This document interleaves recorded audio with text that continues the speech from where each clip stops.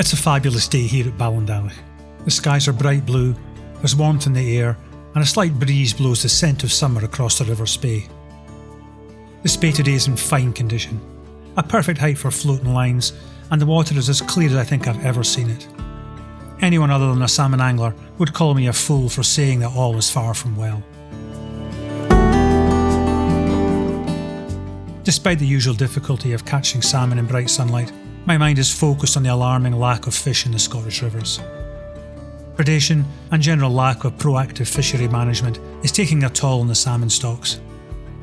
I'm not alone in believing that we are on an unstoppable downward trajectory. It's only a matter of time when the mighty king of fish, the Atlantic salmon, will no longer make their monumental runs up these beautiful Scottish rivers.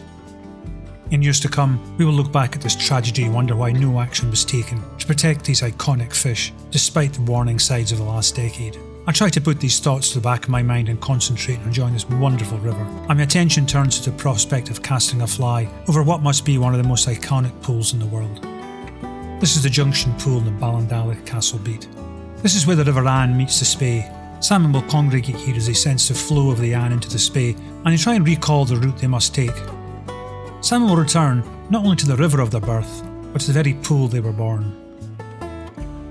The pool starts in the neck with a fast-flowing shallow stretch that can hold salmon and sea trout, particularly in the shade under the trees on the far bank. From the neck, the pool widens considerably as it slows into a long, rippling glide. It's possible to find salmon here lying anywhere along its length, but experienced anglers will see the telltale lies that should be targeted. This is a classic salmon pool, and anglers should take their time to fish every lie from neck to tail. This is particularly true these days when there may only be a few fish in the pool.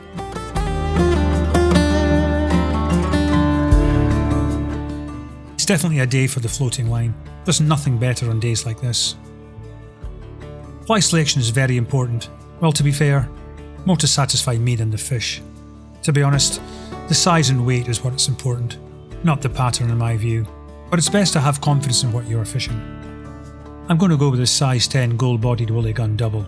I remember a fellow fisher telling me a few years ago that if he could only fish with 2 flies for the rest of his life, they would be a gold-bodied woolly gun and a gold-bodied woolly gun. I still laugh about that now. I take a minute to breathe in this place. It's just a fantastic setting.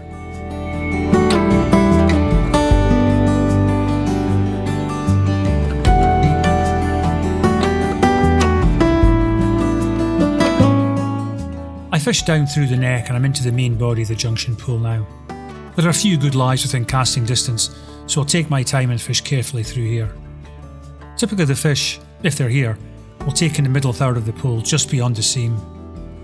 I'm told salmon like to swim the seams because they can move in and out of the fast water, taking advantage of the aeration before swimming through the softer water. I'm not sure if that's true, but it certainly makes some sense. I'm fishing today with my 14-foot Mackenzie FX1 6-piece Atlas. My line is a Rio Scandi shooting head and I have a 10-foot Rio floating Versa leader. I have a long leader at around 12 feet with 10-pound Maxima on. Because the water is so clear, I don't want to be spooking the fish. My reel today is a Hardy Zane No. 3.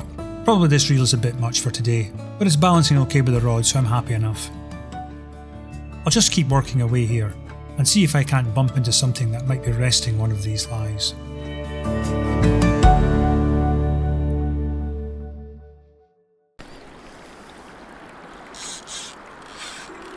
That's a fish on. It was a decent take and hopefully it's going to stick. This is my second run down the junction. I didn't have a touch the first time, but I've got some cloud cover now and I'm thinking that's made the difference. The Ballindalloch Gilly is luckily standing by me and he readies the net. He's hoping for a successful outcome.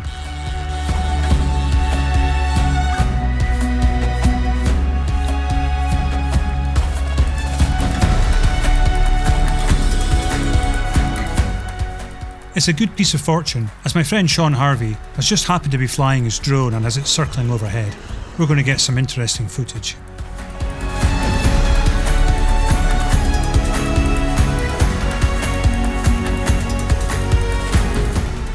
I managed to get the fish in close quite quickly, and it's writhing around on the surface.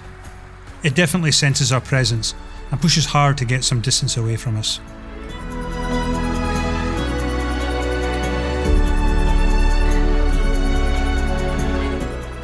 He's pushed back out to the channel now. I'm not letting it run too far. We can see it in the fast water, and that will be adding to the effort it needs to put in to keep its distance. It swings around, and it's now in the shallows above us. This might be an opportunity.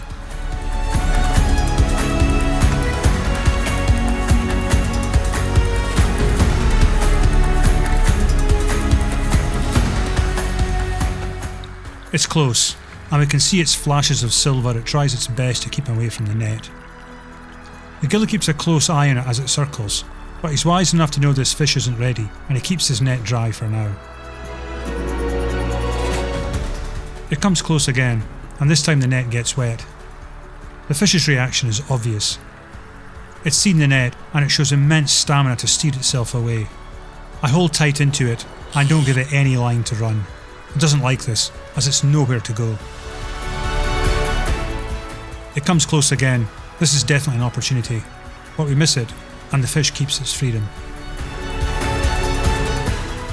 I'm disappointed at myself, but the gilly turns to me and encourages me to keep with it. The salmon has bolted back out to the channel, but it's lacking strength now, and I quickly rein it back in. I've got it totally under control, and I guide it towards the net.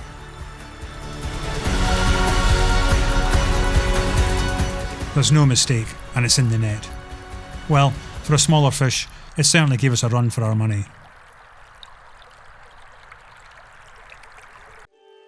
It's probably around the £7 mark, and it's been in a couple of weeks now. For the first week in June, I was hoping for a fresh fish, but on days like these, I'll take anything that comes my way. It's been a tough couple of days, so to get a fish this morning will really boost my confidence. The Junction's delivered for me again, and for that I'm thankful. We'll get a quick photo and get it on its way. It recovers quickly and it's off like a bullet. It's a good sign of a strong, healthy fish.